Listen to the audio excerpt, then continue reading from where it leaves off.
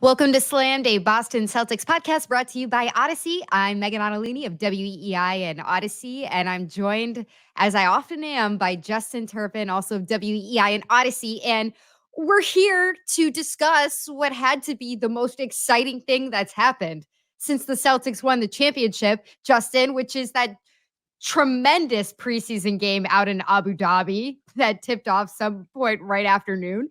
I'm being incredibly sarcastic because look, NBA preseason is kind of a tough hang. Even if it's Celtics versus Nuggets, we're going to try to give you the nuggets that we're taking away from this game. Our first overall impression, though, I think, Justin, you'd agree with me because we were talking about it right before we started recording, is that this is a Celtics team that looked jet lagged. And overall, everybody was very tired to be on the other side of the world. Yeah, they all looked tired. They looked the part. Like a Celtics team, like last year we saw them so many times. They started off fast, and I didn't think they were bad in the first quarter or early on. It was just mainly their shooting woes, but they just did not look as interested as they normally are. They looked a little bit tired and a little bit slow and step behind. So Al Horford didn't play. You had Luke Cornett starting in that spot. Obviously, Kristaps Porzingis, he's still dealing with coming back from his injury. Some speculation on how much he's doing, active he's been, and coming back from that injury. Were you surprised just from the jump that Al Horford not getting playing time? Do you think that'll be a different case when these two teams play again on Sunday? I would assume the league wants him to get in at least once because he is really one of the more well-respected players in the league. And he's an international player, and this 100%. is really them being ambassadors for the NBA by being out there. So I think that would make him there's probably incentive for him to play on Sunday when they meet again. But I'm not really surprised by it, especially when you consider like they're trying to work out in camp what they're going to do behind him with the bigs. And we saw the kind of hierarchy shaping out tonight with Luke Cornett got the start, and then 6 minutes in, they split pretty much 6 and 6 in the first quarter with Xavier Tillman coming in after. And it looks like those are the two that they're going to go with, which I think people were expecting that those two had the upper hand over Neemias Queta, who improved later on in the game. I didn't think he was great early on. Oh, he took that big shot to the face, though. Like that was he had that scream. He had that. No, I didn't. He let out a massive scream.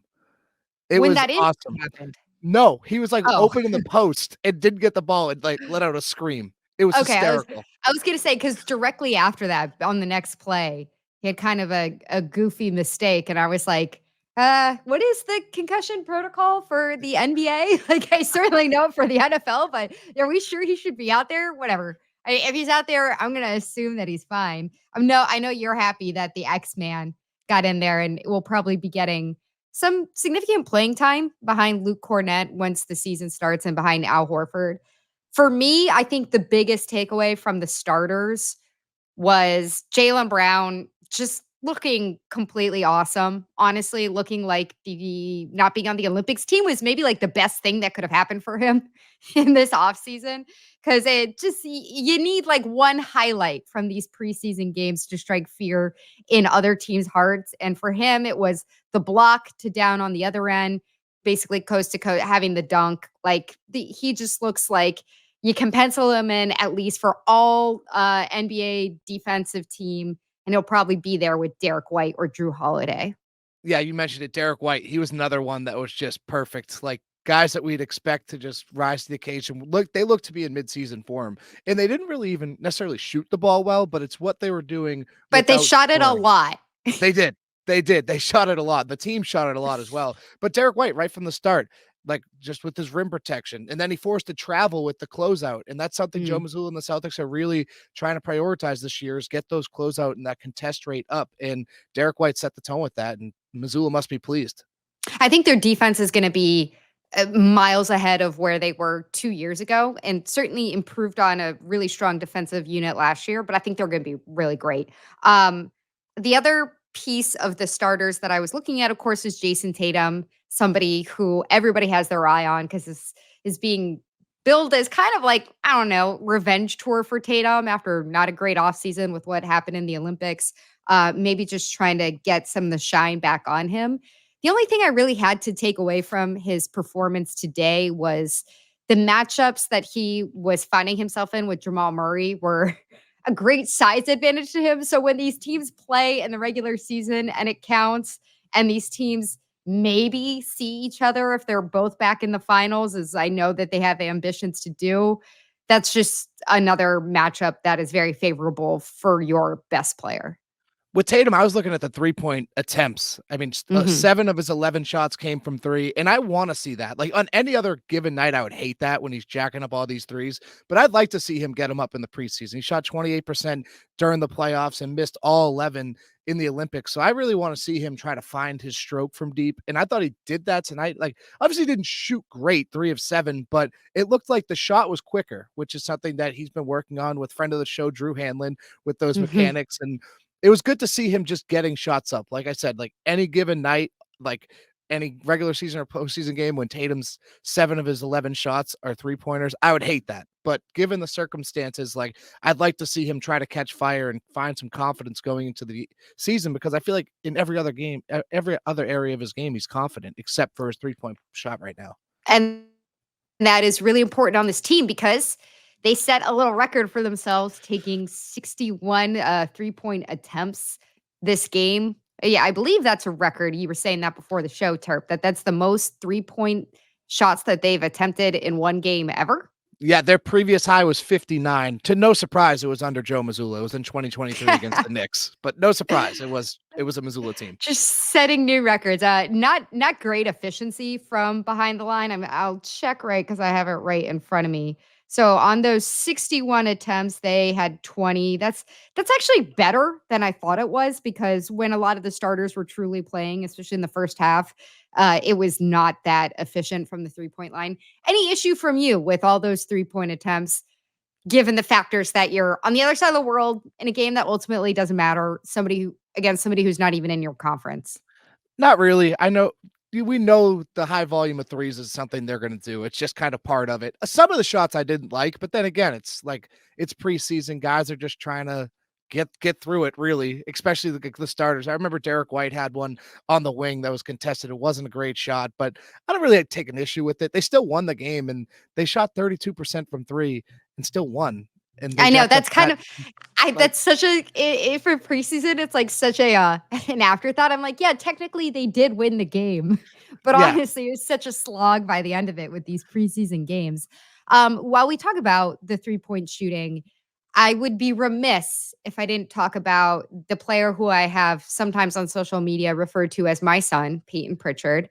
And I was once again very impressed by him. I know he has this preseason P tendency of really exploding in the opportunities that he has in the preseason, but it's like he just comes off the bench. He's basically a foot away from the bench on the court and sinks a 3 from deep.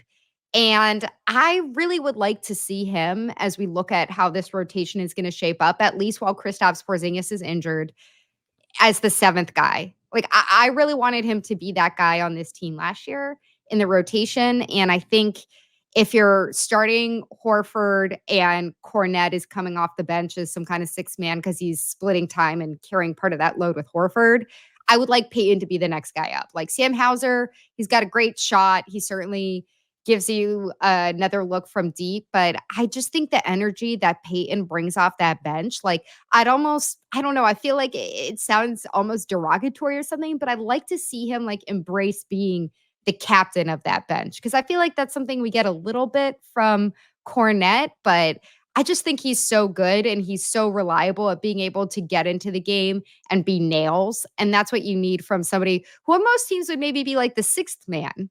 But you have such a deep team here with your starters and your 6th guy that's where I'm looking for him.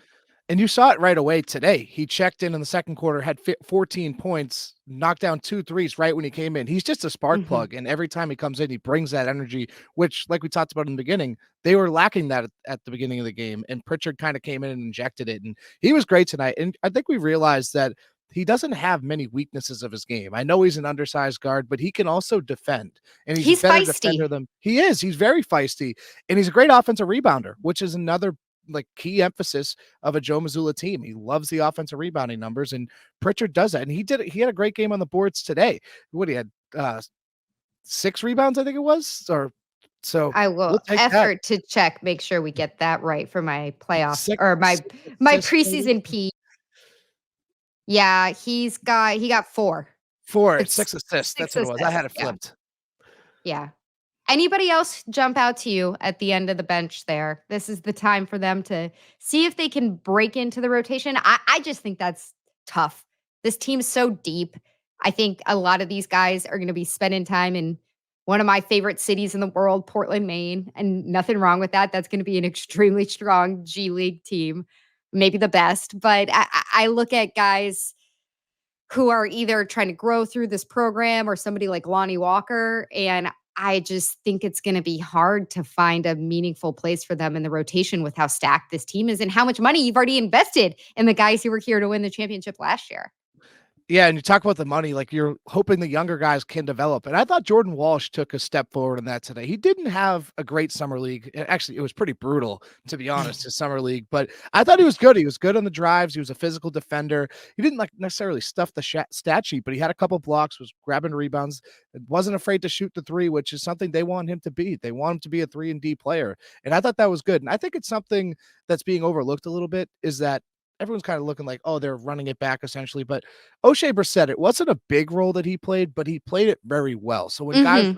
when guys were out, he would step in, and they need that now. They need that kind of wing, and they relied on that during the postseason. A guy that can kind of change the game with his rebounding and his energy, those blocks, whatever it may be. He doesn't need to shoot the lights out. That wasn't O'Shea Brissett, but look at game 2 against the Pacers. He came in, they put him in for the end of like the first quarter. They went on a big run. It was a 2-minute stretch, but he changed the game. So they're going to need someone to fill that role. And I think Jordan Walsh appears to have the upper hand over Baylor Shireman, just basing off today, where Shireman didn't get in until the end of the game. Walsh played pretty consistently throughout the afternoon. So I really liked what I saw from Jordan Walsh. And if he can develop, that's huge, especially with the new CBA. All right. Any other big takeaways from our fun experience out in the Middle East? Not really. I was kind of surprised that Lonnie Walker didn't play more. I thought he'd Yeah. get a little bit more of an opportunity, but not really. I think it was pretty straightforward. We saw the starters for a little bit. We saw guys that you hope would develop a little bit more. They seem to step up. I mean, Shireman did have a couple bad misses, but that's going to be jitters. And they're all tired. So we know that they're all Yeah. tired. So Blame the jet travel. All right. exactly. Well, they are playing again. What is the time of the game on 10 Sunday? I don't a.m. have it in front of me. 10 a.m. Okay. So if you want to, maybe with your breakfast, have a little coffee before you get into your NFL Sunday slate, check out the one of the only games that the Patriots might be able to win this season against Miami. Flip on those Celtics. We'll be checking in. We'll be watching them. As always, Terp, thanks for joining me. This is Slammed. And if you enjoyed this episode, please find us on YouTube, find us on social media. Please follow, like, and subscribe wherever you get your podcasts.